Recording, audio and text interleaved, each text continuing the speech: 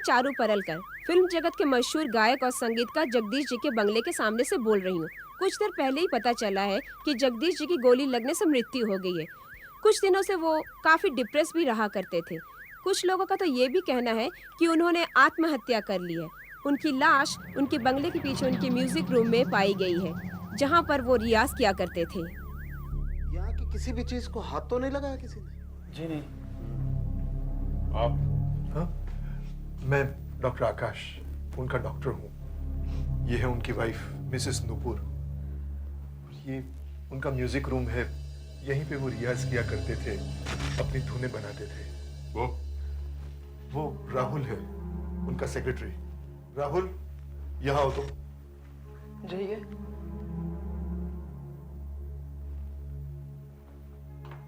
राहुल, राहुल, क्या हुआ था यहाँ पे, मालूम है? हमारी मीटिंग थी सर, बंगले में। करीबन 3 बजे उन्होंने मुझसे कहा कि तुम जाओ, और वो बंगले से यहाँ अपने म्यूजिक रूम में आ गए। मैं 5 बजे कुछ जरूरी पेपर्स लेने आया तो ये बंगले में ही थी, और उन्होंने कहा कि सांप अभी भी म्यूजिक रूम में है। उन्होंने दरवाजा नहीं खोला तो हम डुप्लीकेट चाबी से दरवाजा खोलकर अंदर आए तो देखा कि वो इस तरह पड़े हुए थे। फिर ये बेहोश होकर गिर गई। कहाँ? यहाँ। और मैंने इन्हें डॉक्टर आकाश को बुलाया। फोटो लिया है ना?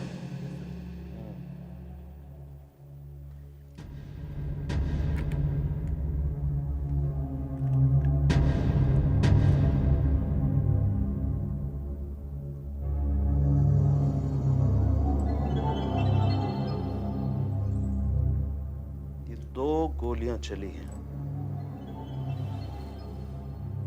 एक गोली तो ये यहां से चली है, ये, और यहां जाके अटक गई है।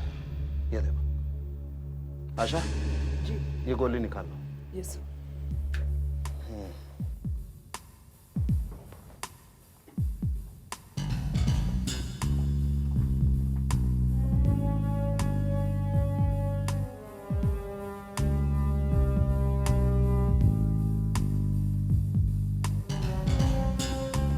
एक गोली तो ये है, लेकिन दूसरी गोली यहाँ है, ये देखिए। लेकिन तकिए में गोली क्यों मारी? अरे भाई, मुंह में गोली मारने से पहले एक फायर करके देखा होगा। अपनी जान लेना कोई आसान काम है क्या? हाँ? एक फायर करके थोड़ी हिम्मत आई, रिवॉल्वर उठाया, मुंह में लगाया, उठाए, आत्महत्या। नहीं, ये खून है। मेरे पति को किसी ने मारा है। मारा है? आपको किसी पे शक है? मैं कैसे बता सकती हूँ? वैसे तो जगदीश एक स्ट्रांग आदमी था, फिर भी सबको मालूम है आजकल उसकी दिमागी हालत ठीक नहीं थी। He was going through a major depression। क्यों? 1 महीना पहले उसकी एक फिल्म तोहफे का प्यार की सिल्वर जुबली हुई थी, इसीलिए एक पार्टी रखी गई थी। फिल्म के सभी गाने जगदीश ने ही गाए थे। मुबारक हो जगदीश, फिल्म का म्यूजिक धनाधन दिख रहा है, रिकॉर्ड पे रिकॉर्ड टूटते जा रहा है। सुना है क्या बैक के लिए अमेरिका जा रहे हो? हाँ हाँ बिल्कुल जा रहा हूँ, क्यों ना जाऊँ। कार्नेगी हॉल, ग्रेमी नॉमिनेशन, वाह सर जी वाह। भाई, देने वाला जब भी देता है तो पूरा छप्पर फाड़ के देता है। चुगली किसी और की हो ना हो, दारू की तो 15 ग्लास तो हो ही गए होंगे। अब ड्रामा शुरू होगा। अमेरिका बस उठने ही वाला है। निकल पड़ी। Congratulations! Alka, Alka, what a pleasant surprise। भाई, खुद लाई हो या डैडी ने भेजा है? Come on यार, तुम तो जानते हो मैं तुम्हारी कितनी पुरानी दोस्त हूँ, और मैं तो शुरू से तुम्हारा अच्छा ही चाहती हूँ। पापा को तो मालूम भी नहीं कि मैं यहाँ आई हूँ। जगदीश, तुम इस खुशी के मौके पर पापा से अपनी नाराजगी खत्म कर दो। Alka, you know I like you very much. No, I really like you very much. मगर तुम्हारे पापा को मैं कभी माफ नहीं करूंगा। साथियों, दोस्तों ये अलका है, मेरी बहुत अच्छी दोस्त है।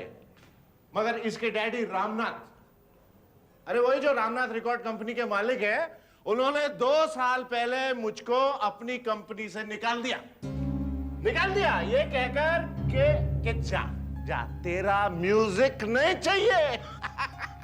तू अब खत्म हो चुका है।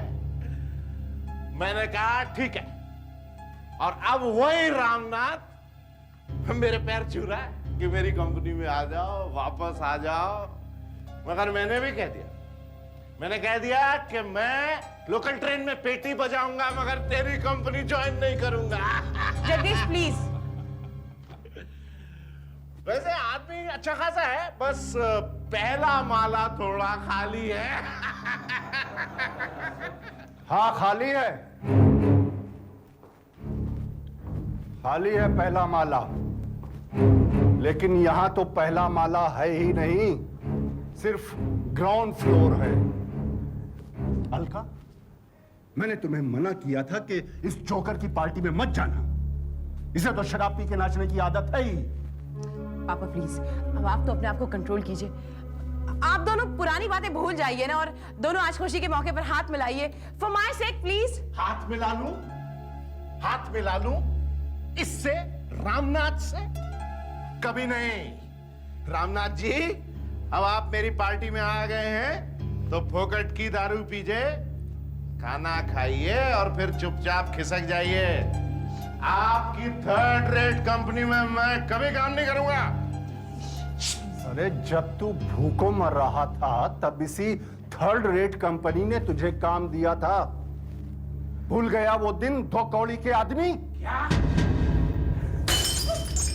2 कौड़ी का आदमी?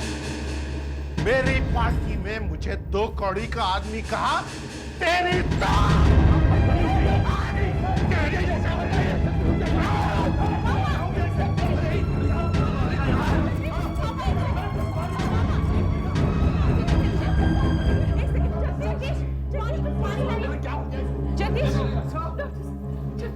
जगदीश तो ना।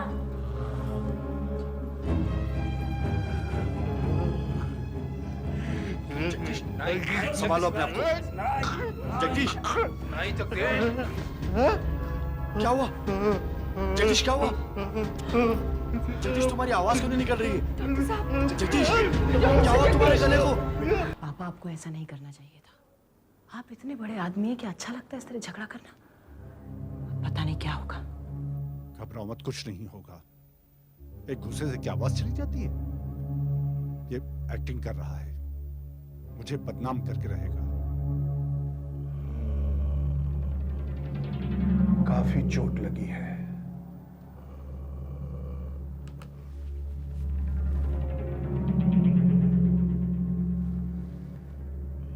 अब ये कैमरा में तुम्हारे गले के अंदर डाल के देखता हूं कि क्या हुआ है। मुंह खोलो।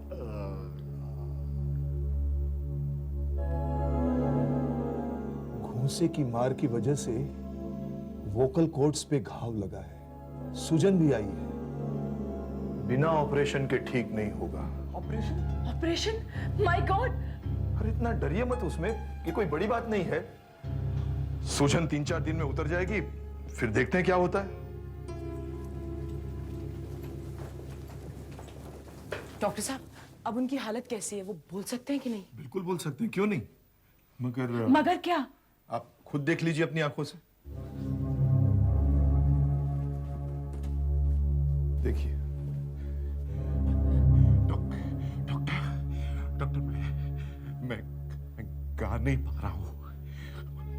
गाने की कोशिश करता हूं तो यहाँ पर बहुत दर्द हो रहा है डॉक्टर, बहुत दर्द हो रहा है मुझको। किसने तुम्हें इजाजत दी गाने की? हैं?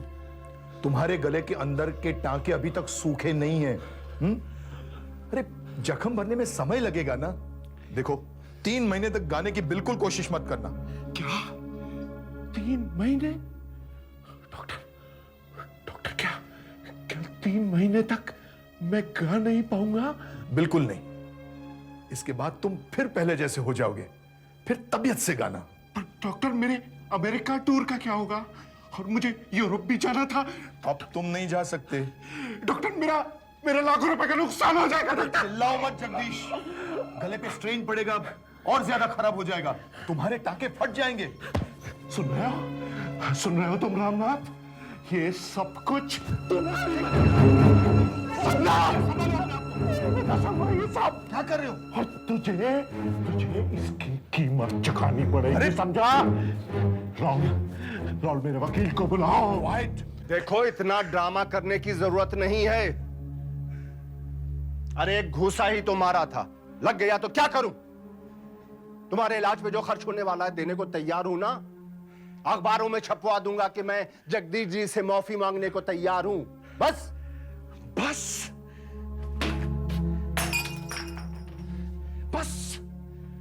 कह दिया और हो गया। देखो तुम्हें पैसे देने पड़ेंगे। मैंने आप लोगों को बताया नहीं है कि मैंने चेन्नई से मशहूर ईएनटी सर्जन डॉक्टर जॉर्ज को बुलाया है। वो कल यहां आ रहे हैं और वो आपके गले का मुआयना करेंगे, तब हकीकत सामने आ जाएगी। अगर तुम्हारा गला खराब है तो मुझसे जो बन पड़ेगा मैं कंपनसेशन देने को तैयार हूं। और वैसे मुझे तो लगता है कि तुम्हारा गला वाला कुछ खराब नहीं है। तुम्हें अमेरिका के टूर पे जाना नहीं है, इसलिए तुम वो पैसा मुझसे वसूल करना चाहते हो। ये क्या बकवास है? Relax Jagdish, relax. मैंने उसे कहा, अरे इतना डिप्रेस होने की क्या बात है भाई, एक अमेरिका का टूर ही तो कैंसिल हुआ है और आ जाएंगे टूर।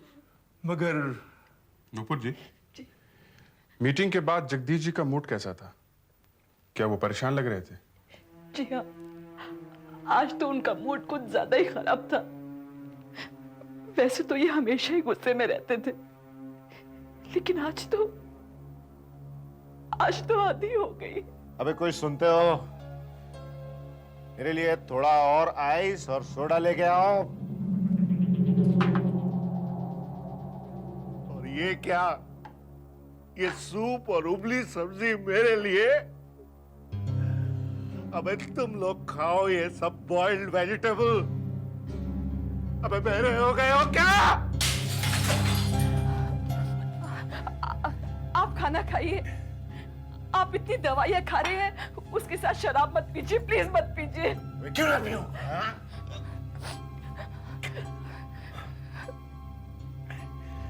और वो तुम्हारा मनूस नौकर कहाँ है? बुलाओ उसको। उसे तो आपने कल निकाल दिया है। हाँ? निकाल दिया? तुम जब आइस तुम ले गया जा। सर प्लीज मत पीजिए सर, बस मत पीजिए। तुम भी क्यों ना पियो? अब एक सेक्रेटरी भी आपको सलाह देने लगा है। सुनो, अभी तुम चलते बनो यहां से, समझे? 3 महीने मेरा कुछ काम नहीं होगा, तुम्हारा कमीशन बंद, समझ गए ना? बल्कि तुम लोग यहीं रुको। मैं तुम लोगों का मनूस चेहरा नहीं देखना चाहता। मैं अपने स्टूडियो जा रहा हूं और मुझे आके डिस्टर्ब मत करना, समझे? जा हट! बस फिर वो मुझे जिंदा दिखे ही नहीं। अच्छा एक बात बताइए, राहुल के बंगले से जाने के बाद आप कहीं बाहर तो नहीं गई? आई मीन बंगला छोड़ के? नहीं, मैं तो बंगले में ही थी। तो फिर आपको गोली चलने की आवाज सुनाई क्यों नहीं दी? जी वो जी बताइए, क्यों नहीं सुनाई दी? वो ये कमरा साउंड प्रूफ है। अच्छा, अभी पता चलता है। दया, जरा बाहर जाके आवाज लगाना तो।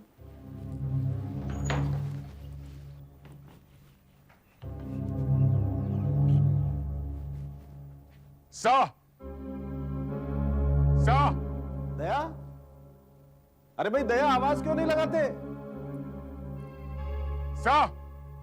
दया, कुछ कहते क्यों नहीं?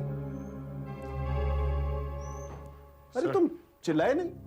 चिल्लाया सर, 2 बार चिल्लाया मैं। अच्छा, इसका मतलब ये कमरा वाकई साउंड प्रूफ है, आवाज बाहर नहीं जाती। अच्छा, 3 बजे और 5 बजे के बीच कोई आया था यहाँ पे? ये कॉटेज बंगले से अलग है।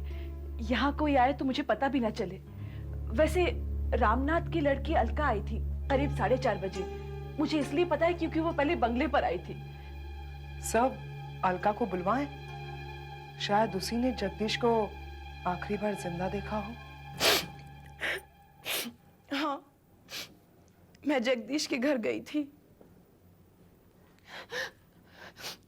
उसकी वाइफ ने मुझे बताया कि वो स्टूडियो में है। मैंने स्टूडियो के दरवाजे की कई बार घंटी बजाई, लेकिन किसी ने दरवाजा ही नहीं खोला। फिर मैं वापस चली गई। अच्छा, आप वहां गई क्यों थी? मेरे पापा की और जगदीश की आपस में बनती नहीं थी, लेकिन जगदीश मेरा बहुत अच्छा दोस्त था। आज मेरे पापा पूना गए थे। मैंने सोचा जगदीश से जाकर मिल लूंगी और उससे कहूंगी कि वो पापा और अपने बीच की दुश्मनी को खत्म कर दे। आखिर वो सब सिर्फ एक एक्सीडेंट था।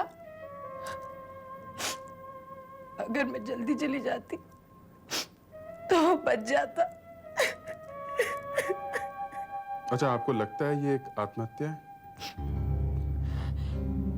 मुझे नहीं लगता सर।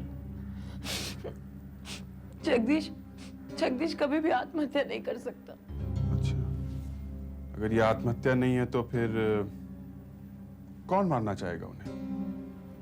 पता नहीं सर, किसने मार डाला। नहीं, फिर भी किसी पे तो शक होगा आपको।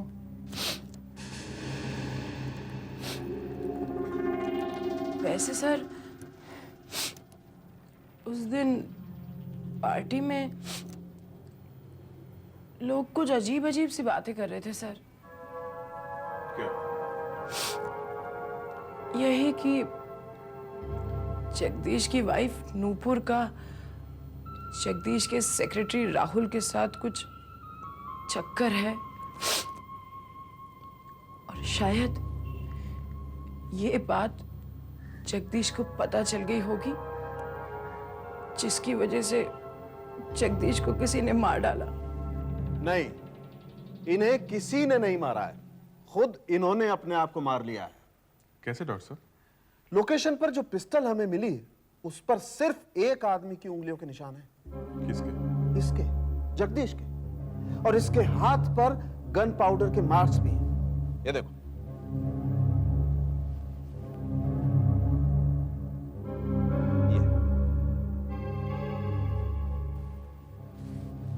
मगर सर, कई बार लोग हाथ में पिस्तौल पकड़वाकर भी चलवा देते हैं। हाँ, हो सकता है, मगर यहां देखो, गोली मुंह में से चलकर खोपड़ी के पीछे से निकल गई है। फिर भी ये देखो, इसके दांत देखो, एकदम सही सलामत है, कोई टूटा फूटा नहीं है। और इसके होंठ देखो, कहीं कोई खरोंच नहीं है, कोई घाव नहीं है, क्योंकि इसने पिस्तौल खुद मुंह में रखी और गोली चलाई।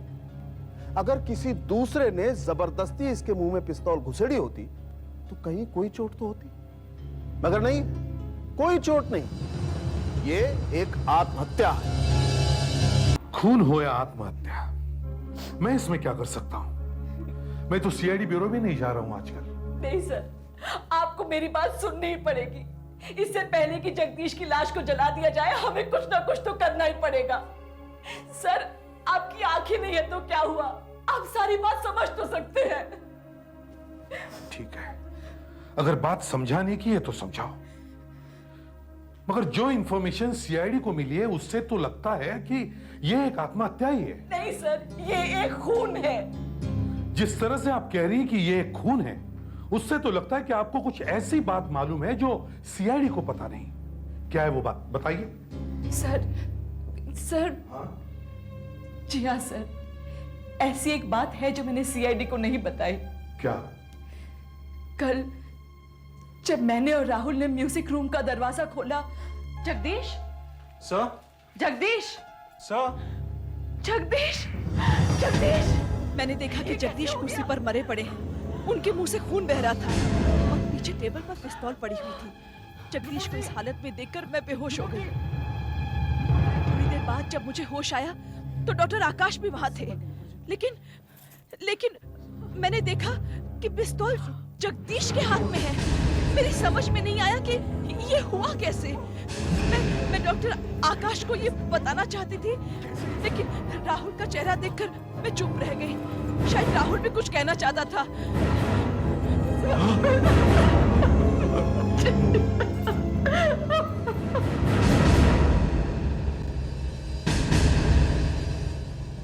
मेरे और जगदीश के संबंध कैसे भी रहे हो, लेकिन मैं एक बात जानती हूँ, जगदीश आत्महत्या करने वालों में से नहीं है। उसे किसी ने मारा है सर, और ये एक आत्महत्या है, ये दिखाने की कोशिश की गई है। तो फिर आपने ये बात सीआईडी को पहले क्यों नहीं बताई? क्यों नहीं बताई आप? बताइए। देखिए, झूठ चाहे कितना भी छोटा हो, पत्थर होकर दिल पर बैठ जाता है। इसलिए बेहतर है कि आप मुझे सच सच बताइए। मैं सीआईडी को कैसे बताती सर कि मैं राहुल से प्यार करती हूँ? वो एक बहुत अच्छा म्यूजिशियन है। क्या आपकी और जगदीश की बनती नहीं थी? नहीं, बिल्कुल नहीं, बल्कि मैं तो उसे छोड़ना चाहती थी। इतने में उसके गले पर चोट लग गई। ऐसे में कोई किसको कैसे छोड़ सकता है? फिर वो बहुत शराब पीने लगा, दिन रात मुझे गालियां देता था। राहुल से ये सब नहीं देखा गया होगा, और खैर, मैं अभी राहुल से बहुत प्यार करती हूँ। लेकिन ये पता लगाना जरूरी है सर कि खून किसने किया है, क्योंकि जब भी मैं राहुल की तरफ देखती हूँ तो मुझे उसकी आंखों में एक अजीब तरह की चमक दिखाई देती है। पता नहीं वो क्या कहना चाह रहा है। और फिर वो रिवॉल्वर टेबल पर। ठीक है।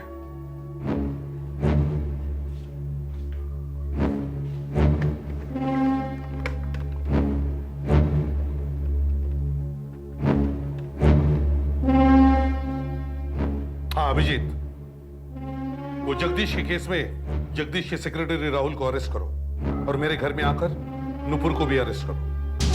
Hello everybody. अच्छा वो डॉक्टर साहब आप आ गए। क्यों, क्या हुआ? एसीपी साहब चाहते हैं कि जगदीश के केस की और छानबीन की जाए। अच्छा, कुछ हुआ है क्या? अपने घर बुला रहे हैं वो कह रहे हैं वहां आकर नूपुर को अरेस्ट करें। नूपुर भी वहीं है। नूपुर को अरेस्ट करें? ये एसीपी साहब को अपने घर बैठे बैठे ऐसा क्या क्लू मिल गया कि जगदीश ने अपना स्टूडियो बंद करके अपने आप को अपनी पिस्टल से गोली मार ली? सुसाइड और क्या? नहीं, ये सुसाइड नहीं, ये मर्डर है। ये एक खून है।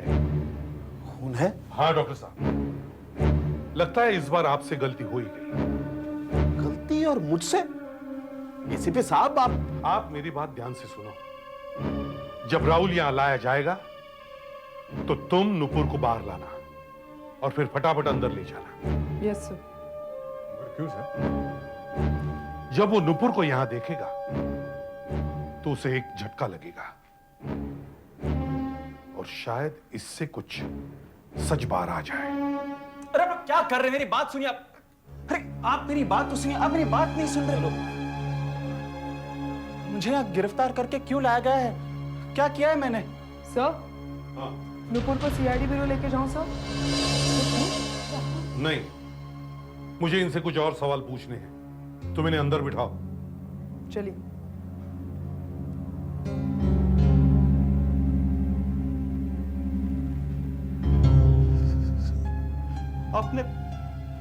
आपने इन्हें भी गिरफ्तार किया है? क्यों? सवाल हम पूछेंगे, तुम नहीं, समझे? हाँ, अब वक्त आ गया है सब कुछ सच सच बताने का। मगर मैं तो सब कुछ बता चुका हूं। सच? हाँ सच। हम सिर्फ सच सुनना चाहते हैं। क्योंकि आधा सच तो वो बोल चुकी है। भूल चुकी है? हाँ बताओ।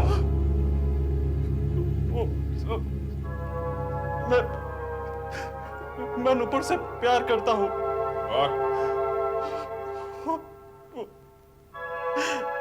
जगदीश का गला अचानक खराब हो गया तो वो उसे छोड़ने के लिए तैयार नहीं थी। जगदीश के अत्याचार उस पर दिन बढ़ते गए। कल जब मीटिंग खत्म हुई तब तुम नुपुर और जगदीश के साथ थे, क्या हुआ वहां पर? जगदीश नुपुर पर चिल्ला रहा था, प्लेटें तोड़ रहा था। क्यों ना पियो? अब एक सेक्रेटरी भी आपको सलाह देने लगा है। सुनो, अभी तुम चलते बनो यहां से, समझे? 3 महीने मेरा कुछ काम नहीं होगा, तुम्हारा कमीशन बंद, समझ गए ना? बल्कि तुम लोग यहीं रुको, मैं तुम लोगों का मनूस चेहरा नहीं देखना चाहता। मैं अपने स्टूडियो जा रहा हूं और मुझे आके डिस्टर्ब मत करना, समझे? चल हट!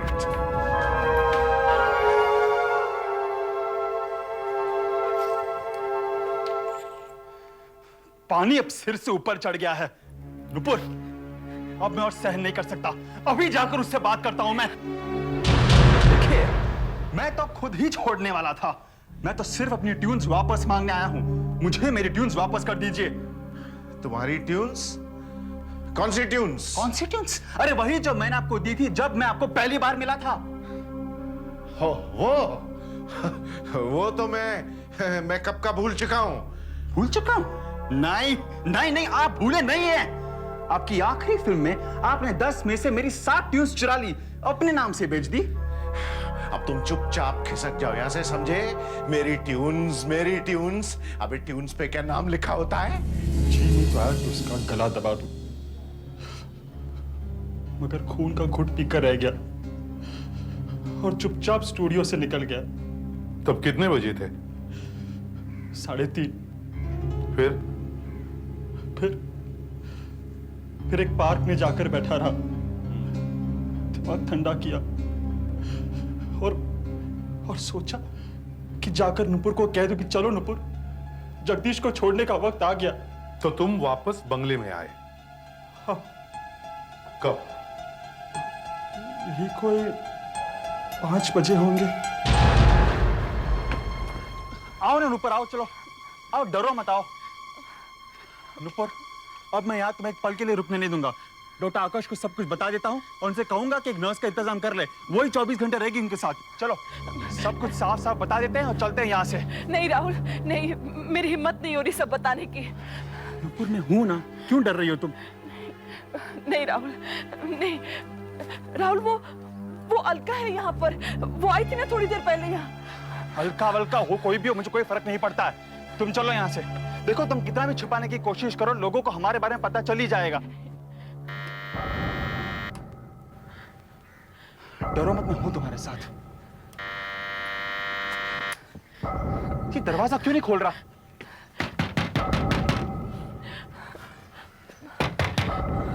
इतनी दारू पी रखी है, टून के सो गया होगा। मेरे पास डुप्लीकेट चाबी है, खोलो। हाँ, खोलो।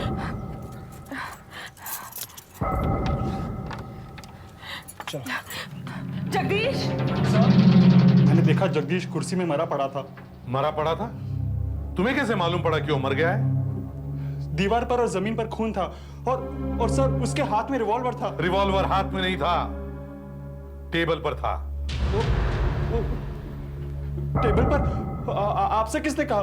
टेबल पर था या नहीं? मगर सर वो... हाँ बताओ, टेबल पर था या नहीं? बताओ। हाँ, रिवॉल्वर टेबल पर था।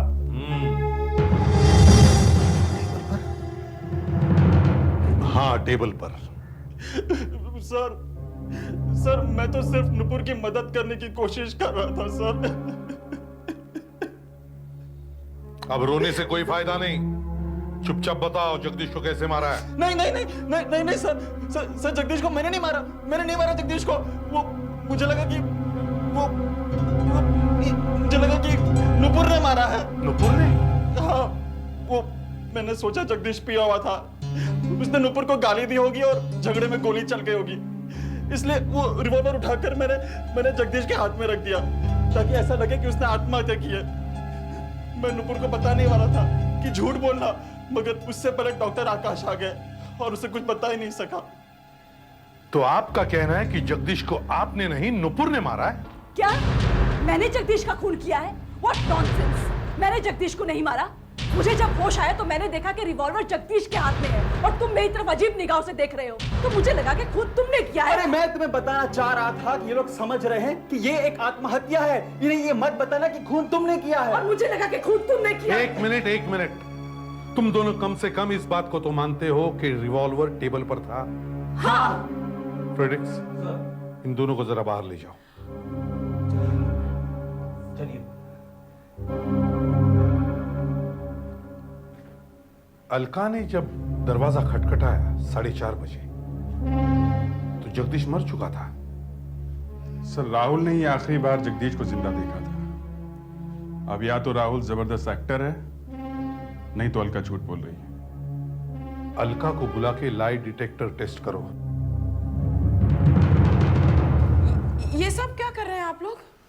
कुछ नहीं, बस आपका एक टेस्ट लेना है। Lie detector test. Lie detector test? क्यों? घबराइए मत, कुछ होगा नहीं। बस आप हमें फिर से वही बातें बता दीजिए जो आपने कल बताई। लेकिन सर फिर से क्यों? वो इसलिए कि अगर आप झूठ बोल रही हैं तो हमें पता चल जाएगा। अगर आप झूठ बोलेंगी तो आपका ब्लड प्रेशर बदलेगा, आपकी पल्स रेट बदलेगी और आपका बॉडी का टेम्परेचर भी बदलेगा। और ये सब बातें इस मशीन में दिखती हैं और ये पता चल जाएगा कि कोई झूठ बोल रहा है। बस अब एक इंजेक्शन लगाते हैं और टेस्ट शुरू करते हैं। इंजेक्शन? नहीं सर, मुझे ये सब नहीं करना है, प्लीज सर। क्यों? अगर आपने सच बोला तो क्या प्रॉब्लम है?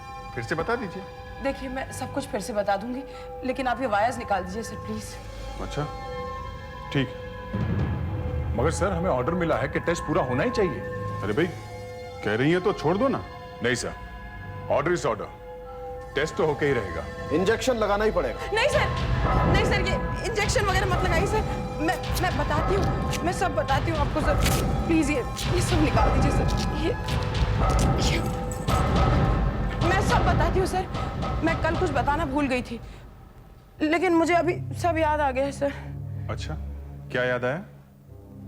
कल जब मैं जगदीश के घर पर पहुंची,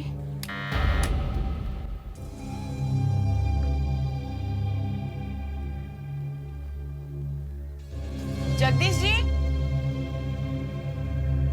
जगदीश जी, जगदीश जी, जगदीश जी, जगदीश जी। मैं जैसे ही अंदर पहुंची तो मुझे जिंदगी का सबसे बड़ा धक्का लगा।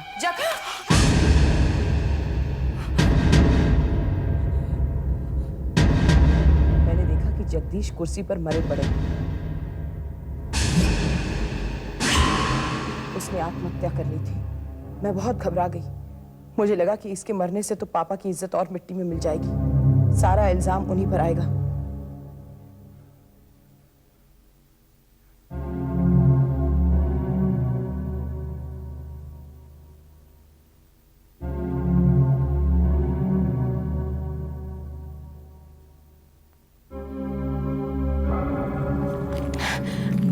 मैंने पिस्टल हाथ से निकालकर टेबल पर रख दी और सोचा कि पुलिस समझेगी कि ये खून है और शक राहुल और नुपुर पर आएगा।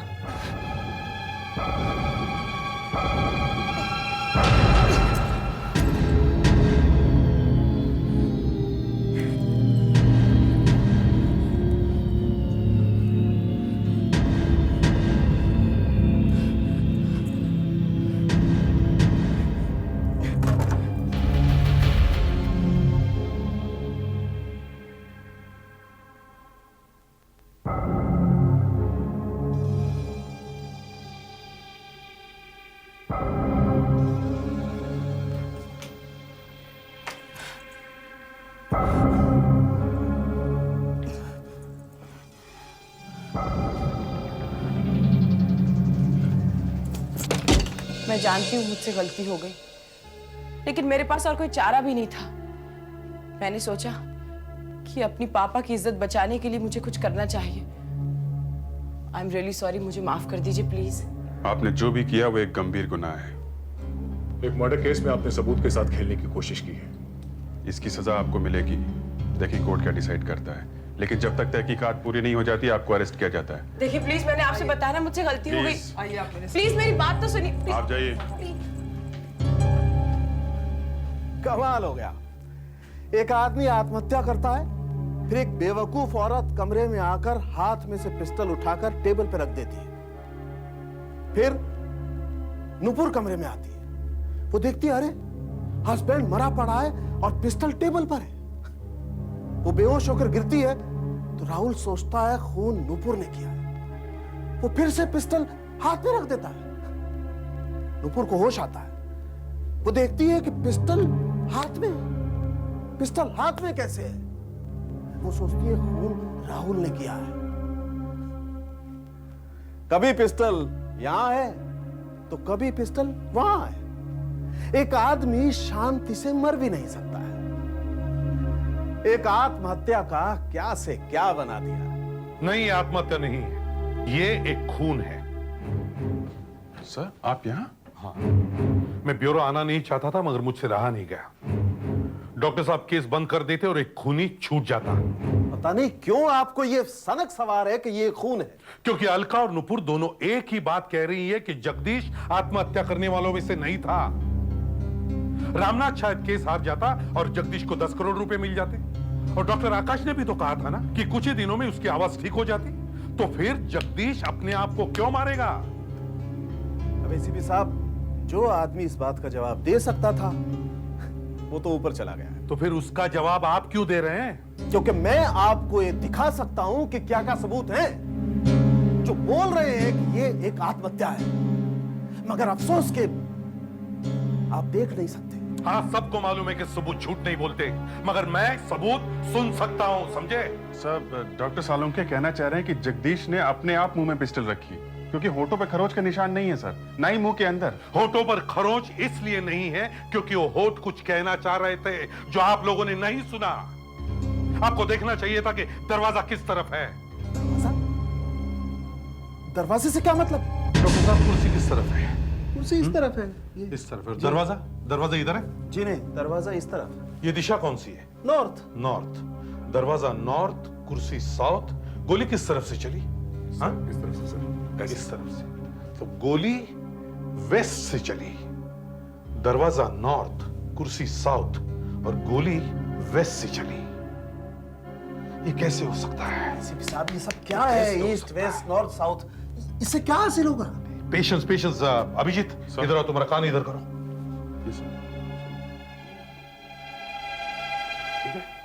Okay sir. अपनी गन उस टेबल के ड्रॉअर में रखो जहां जगदीश अपनी गन रखा करता था। रख दिया? Yes sir. अब जगदीश की जिंदगी की सबसे कीमती चीज उसका गला और उसकी आवाज। उसके बारे में एक ही आदमी पर उसका विश्वास था और वो है डॉक्टर आकाश। डॉक्टर आकाश कहाँ है? डॉक्टर आकाश यहाँ है, ये रहे। हाँ, डॉक्टर आकाश। अभिजीत सर। मान लो कि तुम डॉक्टर आकाश हो। एनी ऑब्जेक्शन डॉक्टर साहब? Oh, not at all. Thank you. Daya sir. तुम जगदीश हो, कुर्सी पर बैठ जाओ। लेट गए? जी नहीं, बैठा है। जगदीश अभी तक मरा नहीं है। दया, अभिजीत सर। तुम बाहर जाओ। अब समय है 3 और 4:30 बजे के बीच। जगदीश कमरे में अकेला बैठा है। दरवाजे पर बेल बजती है। जगदीश उठता है, दरवाजा खुलने जाता है।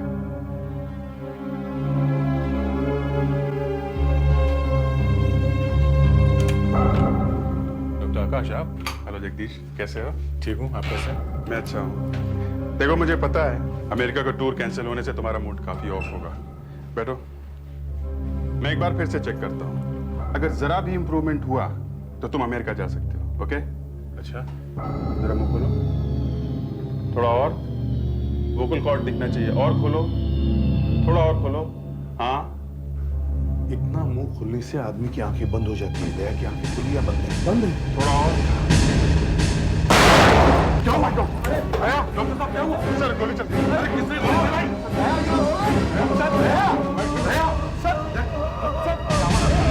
मुझे पता भी नहीं चला ये इन्होंने गन कब निकाली। और ये सर अभिजीत क्या हुआ? डॉक्टर शुक्राना अपने आप को गोली मारी। हाँ एसीपी साहब, जगदीश को मैंने ही गोली मारी थी।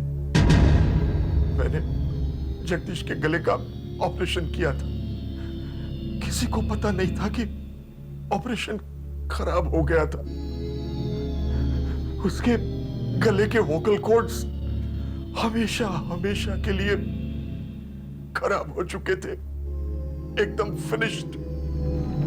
वो अब कभी नहीं गा सकता था। और जब मुझे पता चला कि उस बेवकूफ रामनाथ ने बाहर के डॉक्टर को चेकअप के लिए बुलाया है, तो मैं घबरा गया। मुझे लगा सबको पता चल जाएगा कि इतने बड़े सिंगर का गला मेरे हाथों खराब हो गया है। मेरा करियर मिट्टी में मिल जाता। इसलिए मैंने जगदीश को गोली से मार डाला। मैं फॉरेंसिक्स में रह चुका हूं। मुझे मालूम था हाथ पे कार्बन आ जाएगा गोली चलने से, और लोग सोचेंगे दोनों गोलियां उसी ने चलाई है और ये आत्महत्या लगेगी। इसीलिए मैंने उसके हाथ से गोली चलवाई। आपको कैसे पता चला? डॉक्टर सारंग ये बार बार कह रहे थे कि अगर कोई जगदीश के मुंह में रिवॉल्वर डालेगा तो उसके होंठों पर खरोच के निशान आने ही चाहिए, मगर यहां कोई खरोच के निशान थे ही नहीं। तो मैंने सोचा कि एक डॉक्टर ही जगदीश का मुंह खुलवा सकता है, और फिर मैंने डॉक्टर जॉर्ज से जगदीश की लाश का गला चेक करवाया। बस डॉक्टर आकाश का भेद खुल गया। हद हो गई। डॉक्टर सालुखे एक अंधे एसीपी से हार गया। कोई बात नहीं सर, इस हार में भी एक मजा है।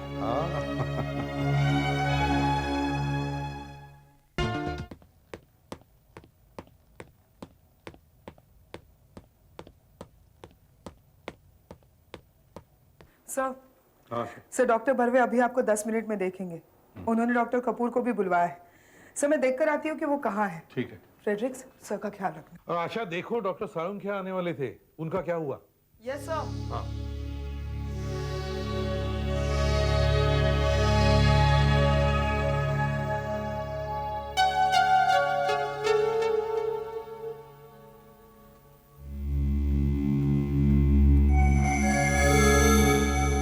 एसीपी साहब, क्या? कौन? मेरा नाम सुमन है। यहां क्या चाहिए? आपकी मदद चाहिए। मदद।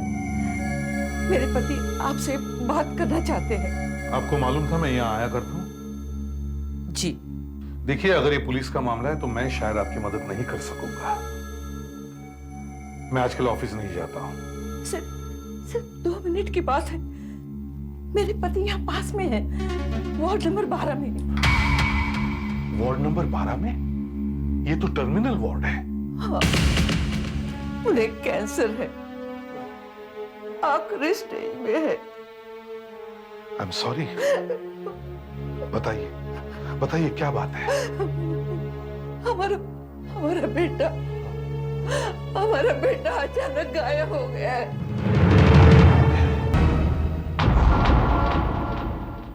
मुझे कैंसर हो गया है एसीपी साहब। बस कुछ ही दिनों का मेहमान हूं। पता नहीं मौत कभी भी आ सकती है। ऐसा मत कहिए। मैं मौत से नहीं डरता। मैं अपने बेटे के बारे में सोच सोच कर मारा जा रहा हूं। पर वो गायब हुआ क्यों? क्या किसी ने उसे गायब किया, या उसे गायब करके किसी को क्या मिलेगा? तो वो गायब हुआ कहां से? वो पुणे में एमबीए कर रहा है, यहाँ आता रहता है। 2 दिन पहले भी आया था, फिर चला गया। आज सुबह जब डॉक्टर साहब ने मुझे बताया कि इनकी तबीयत बहुत खराब हो रही है, तो मैंने फोन पर उससे बात करने की कोशिश की, तो मालूम पड़ा कि वो पुणे गया ही नहीं। वो पुणे पहुंचा ही नहीं। तो फिर रास्ते में से कहाँ गायब हुआ होगा? बताओ ना, वो कॉलेज वाले क्या कह रहे हैं? वो कह रहे हैं कि नीरज ने शनिवार को ही उनको फोन करके बताया कि उसके पिताजी की तबीयत बहुत खराब है, इसलिए वो नहीं आएगा। मगर वो गया यहाँ से सोमवार को। हाँ। उससे झूठ बोला कि वो पूना जा रहा है। अभी हम वही सोच रहे थे कि उसने झूठ क्यों बोला। इतने में दिव्या आ गई दिल्ली से। दिव्या? ये दिव्या कौन है? जी, मैं नीरज की बचपन की दोस्त हूँ। नीरज और मैं बहुत अच्छे दोस्त हैं। वैसे मैं दिल्ली में रहती हूँ, लेकिन आज सुबह मुझे नीरज का ये लेटर मिला। मैं घबरा गई और प्लेन से यहाँ आ गई। क्या लिखा है उस लेटर में? आप खुद ही देख लीजिए। शुक्रवार की रात को जब नीरज यहाँ आया था तो उसने मम्मी जी और डॉक्टर साहब की बात कॉरिडोर में सुन ली थी। ऐसे हालात में कुछ नहीं किया जा सकता, केवल ईश्वर पर भरोसा कर सकते हैं। अगर आज हमारे पास पैसे होते तो कुछ न कुछ जरूर करते हम। मैंने सुना है कि लंदन में कैंसर का ऑपरेशन होता है। हमारे एक जान पहचान वाले थे, उनका हुआ था और वो ठीक भी हो गए थे। मगर 5 लाख रुपए लग गए थे उनको। 5 लाख? हाँ, वहाँ इलाज कुछ महंगा है। भी वहाँ इलाज करवा ले, मगर सारे पैसे यही लग गए। क्या करें? थोड़े पैसे होते तो ये बच सकते थे। शायद उसने जो कुछ भी सुना उससे वो उदास हो गया होगा। उसे लगा कि वो अपने माता पिता पर एक बोझ बन गया है। इस उम्र में जहां उसे कमाकर खिलाना चाहिए था, वो अपने पिता का इलाज भी नहीं करवा सकता था। उसने सोचा होगा कि अगर कहीं से उसे 5 लाख मिल जाते तो वो उनकी जिंदगी बचा सकता था। मगर हम तो दूसरी बात कर रहे थे। उसने पूरी बात सुनी ही नहीं। मैं गम में कुछ भी बोले जा रही थी। डॉक्टर साहब ने एकदम सही बात की थी। पैसे होते तो ये बच सकते थे, मगर अच्छे से अच्छा इलाज हुआ। मगर सच बात तो ये है कि बहुत देर बाद पता चला कि इन्हें कैंसर है। ये इतना फैल चुका है कि ऑपरेशन से कुछ नहीं हो सकता। मेरा बेटा गलत समझ बैठा है एसीपी साहब। उसे पता नहीं कि अब ऑपरेशन भी मुझे नहीं बचा सकता। इस लेटर में लिखा है कि चाहे जान भी गंवानी पड़े या लेनी भी पड़े, फिर भी किसी भी हालत में 5 लाख कमा के ही छोड़ूंगा। बहुत डिस्टर्ब लगता है सर। इसलिए आपको बुलाया है यहाँ एसीपी साहब। पता नहीं मेरा बेटा क्या कर बैठेगा। जवान बेटे की जिंदगी का सवाल है। उसे बचा लीजिए एसीपी साहब, बचा लीजिए। वो जो करने वाला है उसे किसी का भी फायदा नहीं होने वाला, बल्कि उसकी जिंदगी खराब हो जाएगी। उसे ढूंढिए एसीपी साहब, उसे ढूंढिए। उसे रोक लीजिए एसीपी साहब। उसका फोटो है आपके पास? जी हाँ, ये लीजिए। फ्रेडरिक्स सर, उसके सभी दोस्तों के नाम और टेलीफोन नंबर्स दीजिए। आज बुधवार है, सोमवार से अब तक उसने किसी न किसी को तो कांटेक्ट किया होगा। जी हाँ, मेरा ही नाम मिलिंद है। मैंने ही आपसे फोन पर बात की थी। नीरज आपका दोस्त है ना? जी, हम लोग स्कूल में एक साथ पढ़ते थे, लेकिन उसके बाद एक लंबे अरसे तक मेरी उससे मुलाकात नहीं हुई, क्योंकि मैं इंडिया से बाहर चला गया था। फिर कुछ दिन पहले अचानक वो यहाँ आ गया। कौन सा दिन था? सोमवार? जी नहीं, संडे, एतवार का दिन था। करीब 12:30 बजे थे। उसी दिन मेरे अंकल गोवा जाने वाले थे। हम लोग उसी की तैयारी में लगे हुए थे कि वो यहाँ आ गया। क्या कहा उसने? उसने कहा कि उसके पिताजी की तबीयत बहुत खराब है। फिर कुछ पैसे उधार मांगने लगा। कह रहा था जितने भी हो सकेंगे चलेंगे। हाँ यार, जितने भी दे सकते हो तुम चलेंगे। बेगर्स और नॉट चूजर्स। यार ये कैंसर भी कितनी खतरनाक बीमारी है। तुम लोगों पर क्या गुजर रही होगी ये मैं समझ सकता हूँ। मुसीबत में दोस्त नहीं काम आएंगे तो और कौन आएगा। मुझसे जो बन पड़ेगा मैं करूंगा। वैसे तुम्हारे डैड के ऑपरेशन के लिए तुम्हें कितने रुपयों की जरूरत है? मिलिंद, तुम जरा यहाँ आओ, सामान बांधने में जरा मेरी मदद करना। अंकल, अभी तो बांधा था सामान, फिर से खोल दिया क्या? हाँ? ये क्या सुन रहा हूँ? क्या मुसीबत में दोस्त के काम दोस्त किया सकते हैं? जितना बंद पड़ेगा मैं कर दूंगा यार। ये क्या है? इस घर में कोई भी आएगा, अपनी दोस्ती का नाटक करेगा, अपनी रोती कहानी सुनेगा, तो तुम उसको उठा के पैसे दे दोगे? अंकल, नीरज मेरे बचपन का दोस्त है, उसके डैड की तबीयत खराब है। ठीक है, उसको 1-2 हज़ार रुपये दे देना, उसको छुट्टी कर देना। पता नहीं इसका बाप बीमार है या नहीं, मुझे तो वो चर्सी लगता है।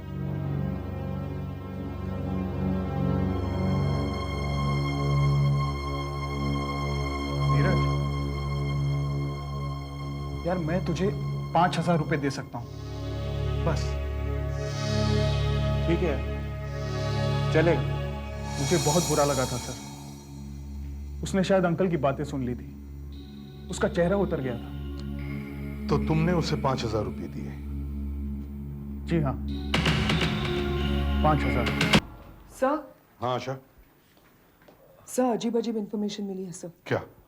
सर मैंने उसके काफी दोस्तों से बात की है। नीरज ने करीब करीब सबसे पैसे उधार लिए हैं सर। किसी से 1,000, किसी से 2,000। सारे कितने हुए? कितने हुए सब मिला के? सर करीब करीब 19,000 है सर। 19,000 सर। 19,000? इस तरह से 5 लाख रुपए कैसे इकट्ठा करेगा वो? गिरीश भाई, अगर आप बुरा न माने तो मैं एक बार आपका घर चेक करना चाहूंगा। हाँ जरूर। इस बार जब वो यहाँ आया था, यहाँ सोफे पे सोया था वो। ये है उसका डेस्क।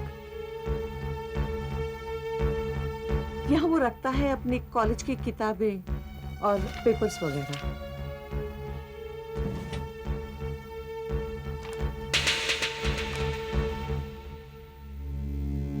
सर, सर न्यूज़पेपर की क्लिपिंग है सर। आर्टिकल लिखा है विजय मिस्त्री ने। ये आंखें ना होना भी एक शाप है। बताओ क्या लिखा है उसने? सर ये आर्टिकल सावघाड़ा एरिया के बारे में लिखा है। सावघाड़ा? ये तो बहुत ही खतरनाक एरिया है, नोटोरियस। पुलिस अक्सर वहां छापा मारती है, कुछ ना कुछ मिलता है। क्या लिखा है सावघाड़ा के बारे में ये विजय मिस्त्री ने? सब वो भेस बदल कर वहां गया और उसने एक पिस्टल खरीदने की कोशिश की, तो उसे पता चला कि वहां बंदूकें, पिस्टल इतनी आसानी से मिल जाती है। और सर उसने काफी बार्स के नाम तक लिखे हुए हैं। हाँ, लेकिन आशा ये विजय मिस्त्री का आर्टिकल यहाँ क्या कर रहा है? नीरज के डेस्क में। और नीरज सावघाड़ा के बारे में क्यों पढ़ रहा था? अच्छा, फौरन अभिजीत को फोन करो, उसे कहो मैं उसे मिलना चाहता हूँ, और एक गाड़ी का भी इंतजाम करो। हम सावघाड़ा में जाएंगे। अंधे को लंगड़ी की मदद लेनी पड़ेगी। देखो तुम्हें कोई लॉटरी वाला दिखता है क्या? जैकेट पहना हुआ, लंगड़ा है, बैसाखी लेके चलता है। सर ये आदमी है कौन? ये अब वैसे तुम्हें बताना तो नहीं चाहिए। तुम तो जानते हो कोई पुलिस वाला अपना खबरी दूसरे को नहीं दिखाता है। मतलब ये खबरी है आपका? हाँ, मेरा बहुत पुराना खबरी है। अच्छा लड़का है, मतलब अच्छा आदमी है। भूत का नाम लिया, भूत आ जाए। उसके पास रुकना। अरे सुनो सुनो, ए लॉटरी वाले सुनो। अरे किस्मत आजमा लो साहब, एक टिकट ले लो साहब। अरे किस्मत खुल जाएगी साहब, कम से कम लखपति तो बन ही जाओगे साहब। लॉटरी। कौन सा टिकट दूं? लॉटरी। अरे ये सीपी साहब आप? हाँ, क्या खबर है? देखो लॉटरी। अभिजीत उसे फोटो दिखाओ। ये 22-23 साल का जवान लड़का इस एरिया में आया था। तो जल्दी से मालूम करके मुझे बता कहाँ गया है। हाँ, इस एरिया के सभी बार में पूछताछ कर, और आज रात को 11 बजे अपने पुराने अड्डे पे मिलना।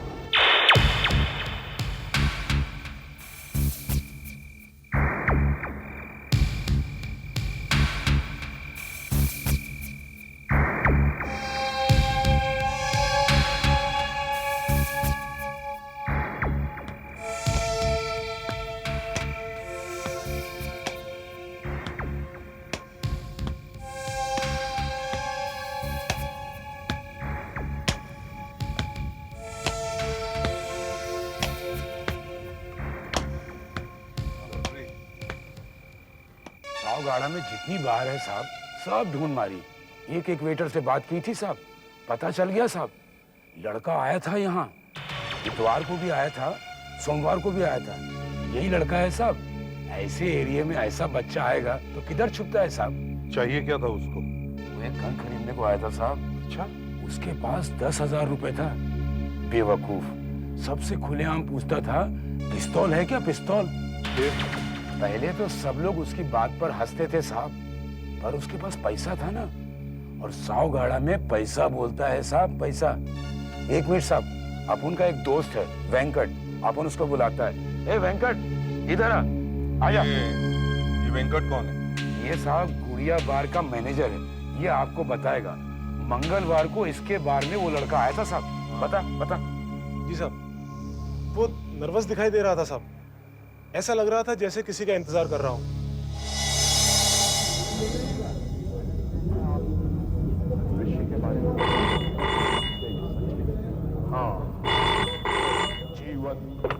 गुड़िया बार, हाँ मेरा है, मेरा। हाँ थैंक यू। हेलो, हाँ बोलो। हाँ मिल गया। कितना? अच्छा, हाँ है मेरे पास। हाँ कमरे में है। हाँ मैं ला सकता हूँ वहां से। हाँ ठीक है। कभी 4 बजे? 4 बजे कहाँ पे? शालीमार? हाँ नहीं ठीक है, मैं पता कर लेता हूँ। हाँ ठीक है, उसके एकदम बाहर। हाँ ठीक 4 बजे मैं पहुंच जाऊंगा। मैं निकलता हूँ। Thank you, thank you. बेटा छुट्टे रख लो। अच्छा तुम्हें पता है ये शालीमार बिल्डिंग कहाँ पे है? ये वो 3 सर्किट पार्क के आसपास है। तुम्हें पता है किस तरह से शालीमार बिल्डिंग? यानी ये कल हुआ मंगलवार को? जी साहब। अच्छा, ये कहाँ है शालीमार बिल्डिंग?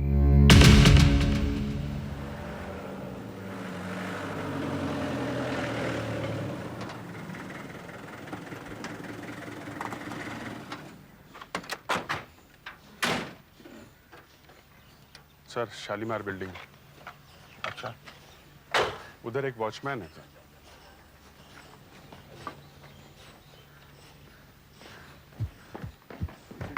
सुनो, यहाँ के वॉचमैन हो? क्यों, दिखाई नहीं देता? नहीं दिखाई दे रहा है, ऐसे ही पूछा। जरा ये फोटोग्राफ देखो, इसे देखा है? कौन है ये लड़का यहाँ पर था कल शालीमार बिल्डिंग के नीचे 4 बजे। इसे देखा है?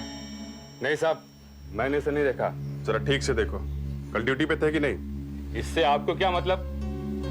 अच्छा चलो जरा सीआईडी ऑफिस चलो, वहां बताना। चलो चलो। अरे चलो। एक मिनट साहब, 1 मिनट। याद आया? हाँ याद आया। 4 बजे ना साहब? 4 बजे। साहब देखो, मैंने इस लड़के को तो नहीं देखा, लेकिन शाम 4 बजे जो है कि यहाँ से एक बारात जा रही थी। बारात? कौन सी बारात? साहब वो यहाँ पास ही में एक शादी का हॉल है, यही अगली गली में।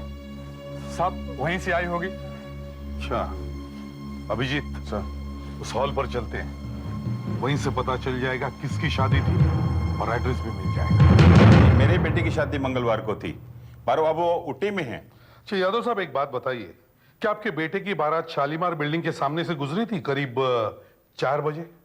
शालीमार बिल्डिंग? हाँ जी हाँ, शालीमार बिल्डिंग तो रास्ते में पड़ती है, और करीब 4 बजे ही वहां से बारात गुजरी थी। पर कमाल है, आपको कैसे मालूम पड़ा? क्या आपका कोई पुलिस वाला भी हमारी बारात में शामिल था? नहीं। अच्छा, शादी में फोटो वीडियो खींचे होंगे, वीडियो शूटिंग की होगी, आजकल तो फैशन है वीडियो का।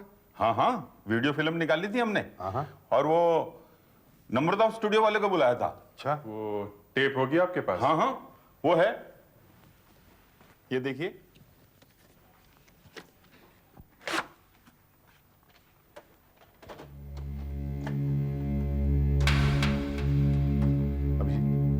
फास्ट फॉरवर्ड करके देखो, और जब बारात शालीमार बिल्डिंग के सामने से गुजरेगी तब स्लो करके देखना।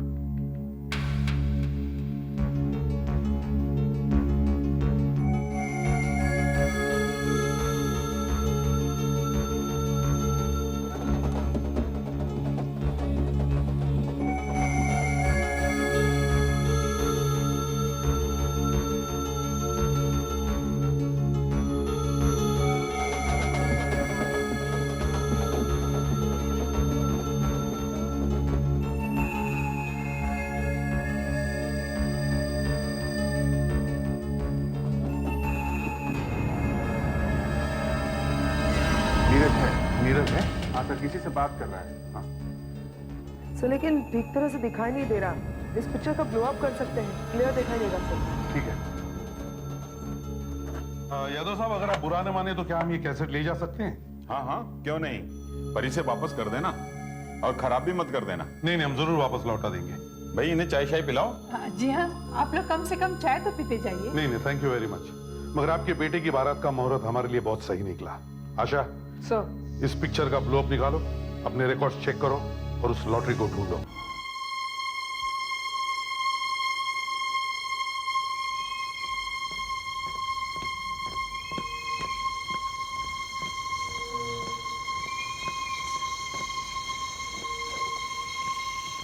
लॉटरी। कौन है रे तू? तेरे को पहले कभी नहीं देखा। पहचान जाएगा, तेरा इंतजार हो रहा है वहां पे। चल चल निकल।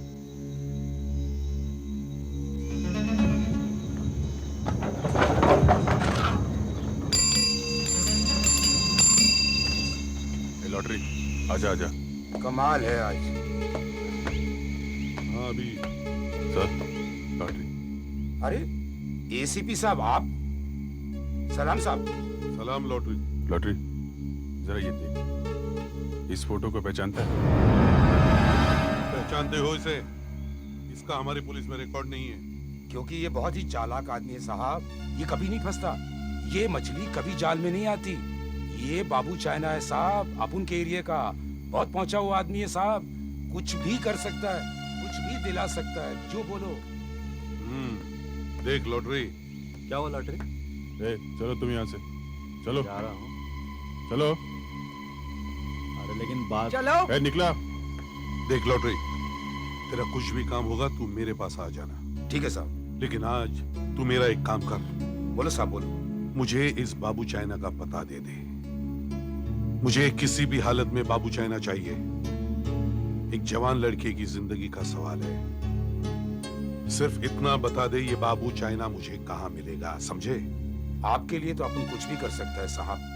समझो कि आपको इसका पता मिल गया। ऊपर आइए सर। हाँ,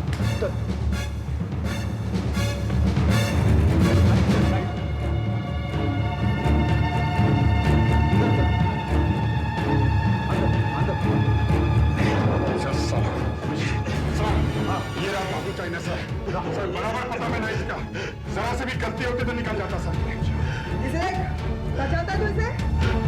कौन है ये क्या क्या मुझे दिखा रहे हो? अच्छा, अब ये देख ले, आखिरी बार।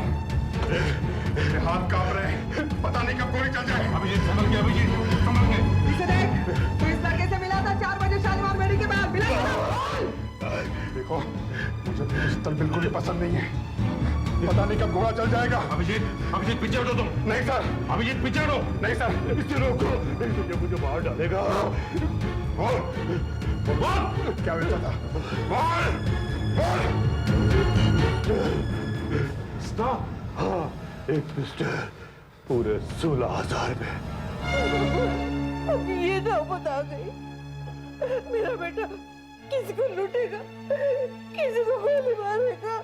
एसीपी साहब, उसे रोकिए, रोकिए उसे। सर, आप टीवी पर नीरज की फोटो दिखाने का हमें फायदा हो गया है। अच्छा? एक आदमी सामने आया है। उसने बताया कि आज उसने नीरज को पनाला के स्वागत होटल में देखा है। इसे पहचानते हो? हाँ साहब, ये आदमी यहीं तो ठहरा था सोमवार से 121 नंबर कमरे में। अभी अभी 1 घंटे पहले ही गया साहब। 1 घंटे पहले गया? Damn it. क्या साहब, आपके आदमी घुसे तो हुए उसके कमरे में? सर। हाँ अभिजीत। सर 121 नंबर कमरे में कुछ नहीं मिला सर। कुछ भी नहीं छोड़ा है उसने। पता ही नहीं चलता कहाँ गया होगा। अच्छा। ए भाई, जरा सुनो। जी साहब। क्या तुम्हारे होटल के कमरे में टेलीफोन होता है? हाँ। अगर कोई बाहर फोन करना चाहे तो क्या वो डायरेक्ट कॉल कर सकता है क्या? नहीं साहब, पहले उसको यहां करना होगा काउंटर पे, उसके बाद हम लोग लगा के देंगे साहब। अच्छा, कोई डायरी वायरी तो रखते होंगे? कौन कौन से नंबर पे फोन किया है वो? और क्या साहब, डायरी नहीं रखेगा तो क्या करेगा साहब? जो लोग अपन से नंबर मांगेगा उसको पैसा देना पड़ेगा ना साहब। हम लोग उसको बिल में लगा देता। 121 नंबर वाले ने कोई फोन किया है क्या? जरा देखो अपनी डायरी में। ठीक था।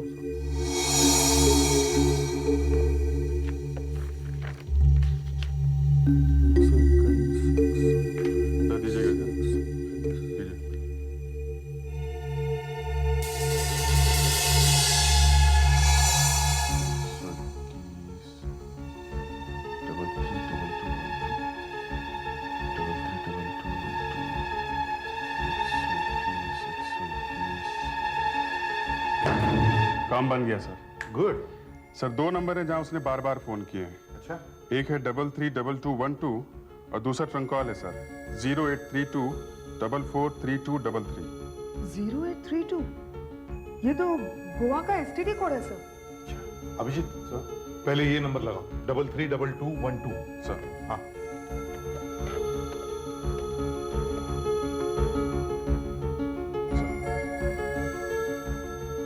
हेलो हेलो, हाँ मैं एसीपी प्रद्युमन सीआईडी से बोल रहा हूँ।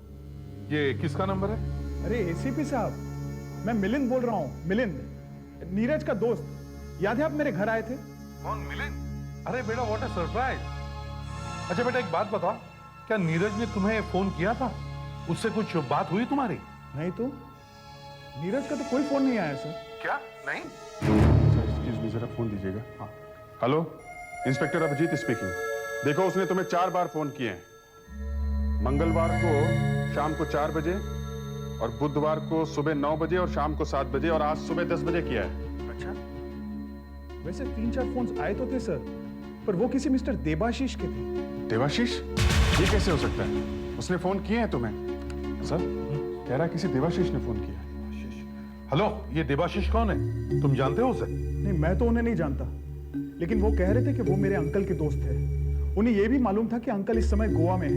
वो पूछ रहे थे कि अंकल गोवा से आज वापस आने वाले हैं या नहीं। तुम्हारे अंकल गोवा में? जी हाँ, मेरे अंकल इस समय गोवा में हैं। आज वो वापस भी आ रहे हैं। देखो मिलिंद, तुम घर पे रुको, हम वहां आते हैं।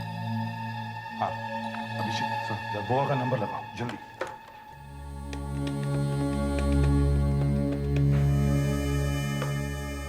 Hello Goa, just a minute sir. Hello, हाँ मैं एसीपी प्रद्युमन सीआईडी से बोल रहा हूँ। ये बताइए आपके यहाँ कोई मिस्टर गगन ठहरे हुए हैं क्या? जी हाँ, ठहरे हुए तो थे, मगर वो आज सुबह 5 बजे ही मुंबई के लिए रवाना हो गए। अच्छा, आपके नंबर पर किसी देबाशीष ने फोन किया था ये पता लगाने के लिए कि मिस्टर गगन वहां से टाइम पर निकले हैं क्या नहीं? हाँ जी हाँ, वो उनके लिए पूछ रहे थे और मैंने उन्हें बता दिया था कि वो 7 बजे तक मुंबई पहुंच जाएंगे।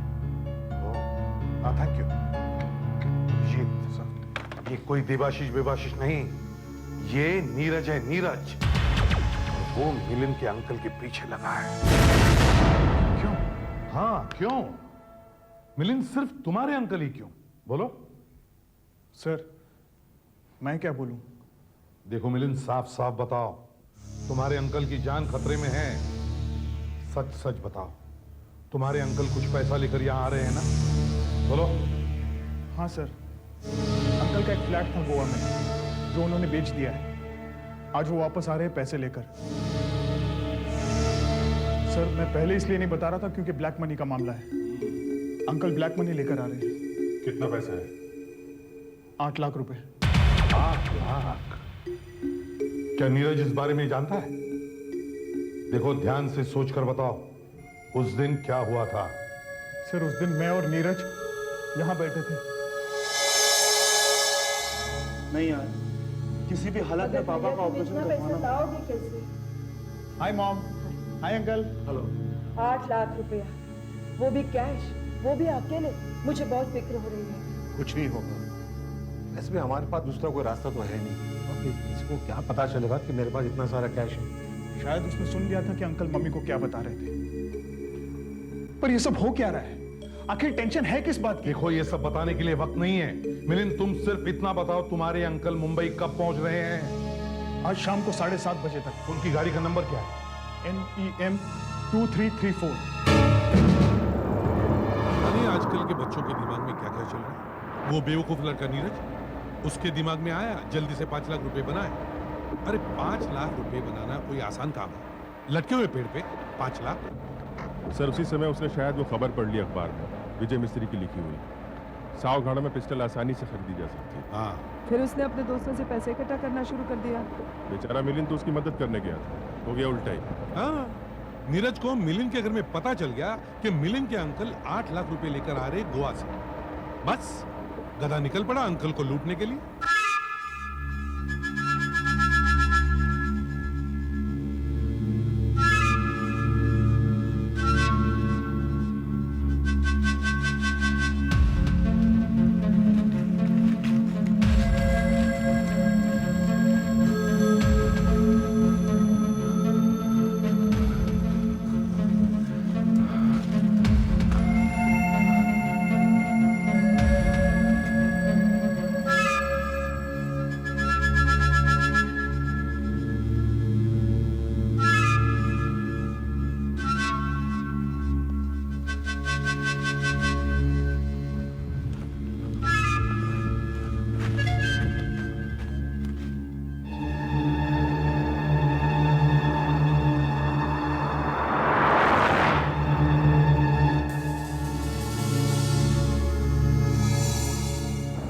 ये जगह मुंबई से 1.5 घंटे दूरी पर है। इस वक्त 5:30 बजने वाले हैं। अगर मिलिंद के अंकल 7 बजे मुंबई पहुंचने वाले थे तो वो इस वक्त यहाँ होने चाहिए।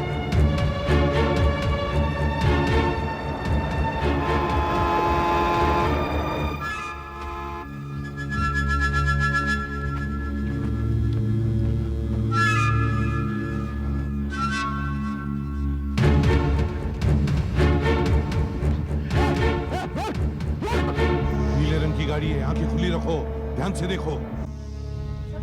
हाईवे पर ऐसा करेगा क्या? आशा, हाईवे पर बीच बीच में बहुत खाली जगह होती है। अब हम घाट पर है ना?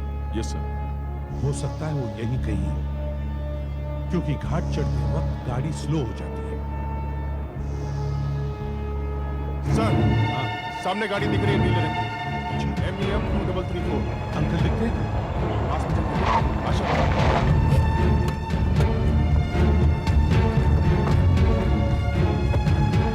नहीं सर, अंदर कोई भी नहीं है। गोली चली यार। सर, आसपास जंगल है सर।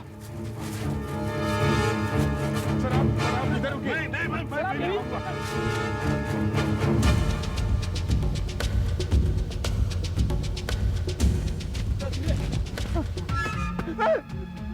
जावेदार,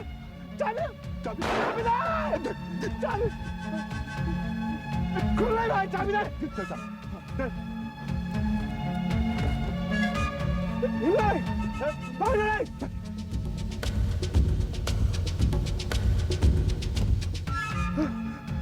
देखो देखो, तुम्हें 8 लाख रुपए मिल गए। मुझे जान दो, मुझे गोली मत मारो। तुमने मेरा चेहरा देख लिया है, तुम पुलिस को बता दोगे मेरे पिताजी को ऑपरेशन नहीं होगा। नहीं, मैं किसी को नहीं बताऊंगा। नहीं, अब कोई दूसरा रास्ता नहीं है। तुम्हें मुझे मारकर क्या मिलेगा? क्या मिलेगा तुम्हें? तो पैसे मिल गए। प्लीज मुझे जाने दो। मारूंगा।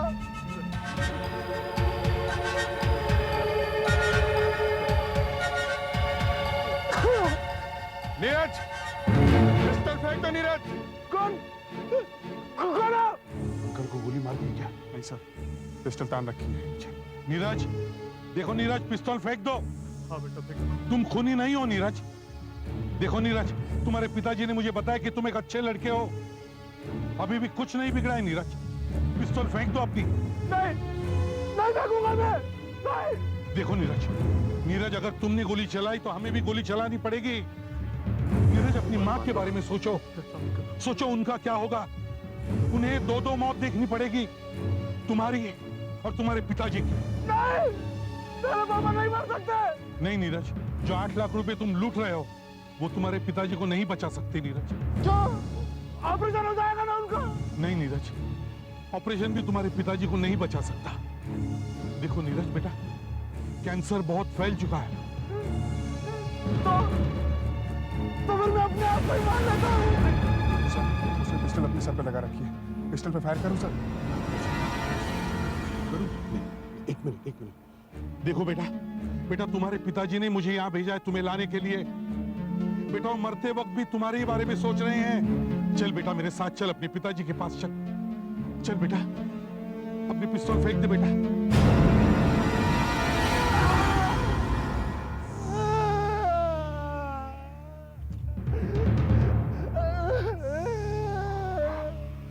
चल अपने पिताजी के पास चल। चलो। पापा,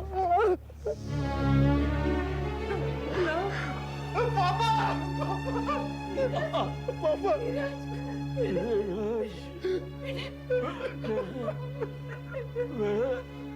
कहाँ चला गया था तू?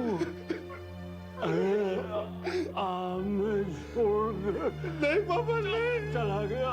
नहीं, मैं कैसे बताऊं मैं क्यों गया पापा? तू क्यों हमें छोड़कर चला गया था?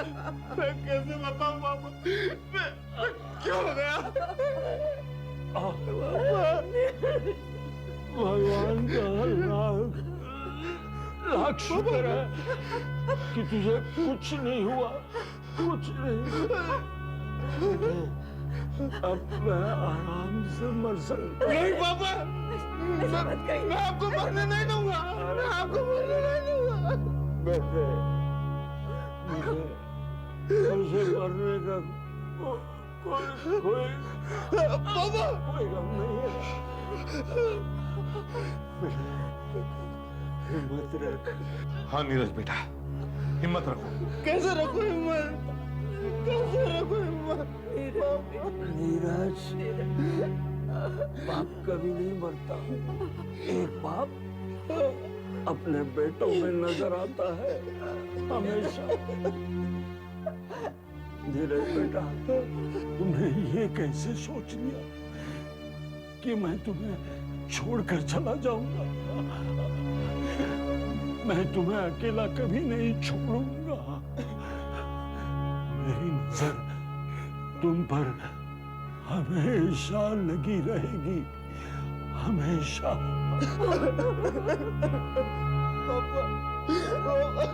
एसीपी साहब। हाँ गिरीश भाई। एसीपी साहब यहाँ आइए। एसीपी साहब। हाँ गिरीश भाई। आपने मेरे बेटे को बचा लिया। मैं आपका शुक्रिया कैसे अदा करूं? नहीं गिरीश भाई नहीं।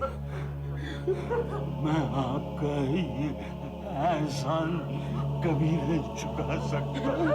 गिरीश भाई। फिर भी धन्यवाद समझकर ये ले लीजिए। गिरीश भाई, गिरीश भाई। नीरज बेटे, याद रखना, मेरी नजर हमेशा तुम पर लगी रहे।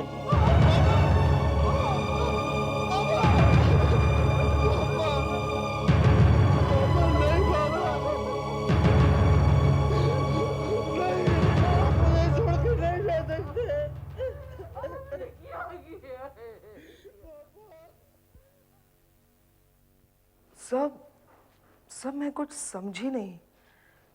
गिरीश भाई क्या कहना चाहते थे? धन्यवाद समझकर ले लीजिए, क्या मतलब हुआ इसका?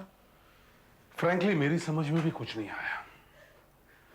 मरते वक्त इतना दर्द हो रहा होगा, शब्द ठीक तरह से निकलते नहीं है जुबान से। मैं बताती हूँ आपको आप? वे क्या कहना चाहते थे। मेरे पति की आखिरी इच्छा थी कि उनकी आंखें आपको दे दी जाए। क्या? आंखें मुझे? हाँ एसीपी साहब, ऐसा हो सकता है। मेरे तो समझ में नहीं आ रहा कि मैं क्या कहूं। हाँ सर, मेरे पिताजी यही चाहते थे। अब मेरी समझ में आ रहा है। वो क्यों कह रहे थे कि मैं तुझे कभी अकेला नहीं छोड़ूंगा, और उनकी निगाह हमेशा मुझ पर लगी रहेगी। जी एसीपी साहब, सब ठीक ठाक है ना? कौन, डॉक्टर साहब? हाँ। हाँ, अब आप ही बताइए ठीक ठाक है भी या नहीं। हम क्या बताएंगे, पट्टी खोलकर देखते हैं कि दिखता है क्या नहीं। चलो इस इम्तिहान में भी बैठकर देखते हैं। खोलिए पट्टी।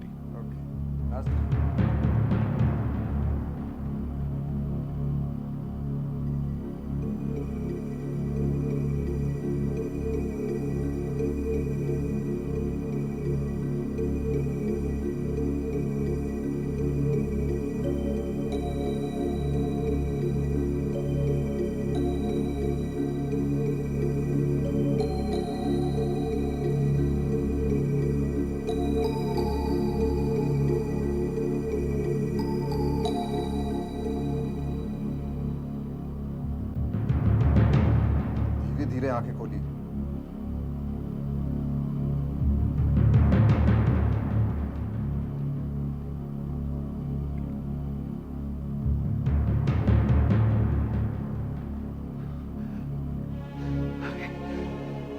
मैं देख सकता हूँ। What a surprise I can see। आज इतने दिनों बाद फिर से अचानक आप सबको मैं देख सकता हूँ।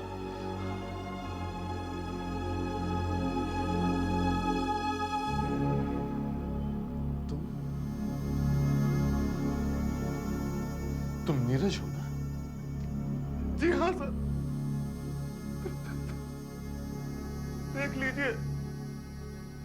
देख लीजिए किस बेवकूफ की जिंदगी बचाई है आपने।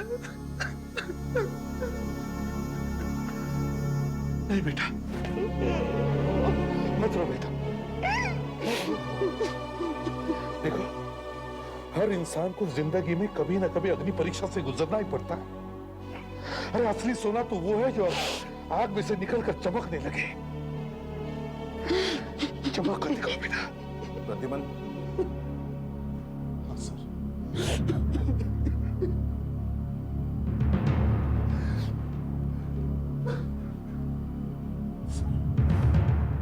ये लो तुम्हारा बैज और पिस्टल। प्रद्युमन, मैं मजबूर था। अब तुम्हारी आंखें वापस आ गई हैं। अब तुम्हें रोकने का मुझे कोई हक नहीं है। हाँ सर, सारी दुनिया एक तरफ और ये पुलिस का बैज एक तरफ। लगता है मैं जिंदगी में सिर्फ एक पुलिसमैन ही हो सकता हूं, दूसरा कुछ नहीं सर। मुझे मालूम है। ये ले लो। Thank you sir. मगर सर, क्या हुआ? इससे पहले मुझे एक बहुत जरूरी काम करना होगा। Please excuse me sir.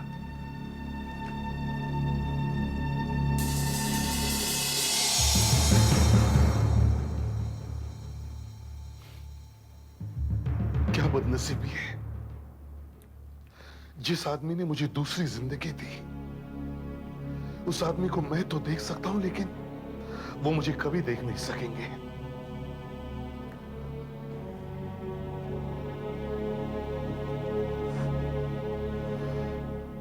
मुझे आपके आखिरी शब्द याद है गिरीश भाई।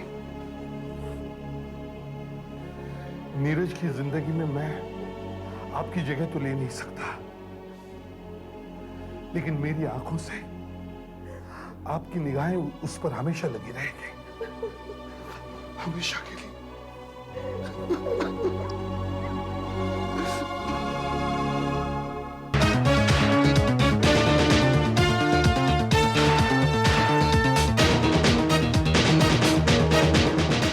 CID के और भी मजेदार और सस्पेंस से जुड़े एपिसोड्स को देखने के लिए हमारे चैनल को सब्सक्राइब करें और बेल आइकॉन दबाना ना भूलें।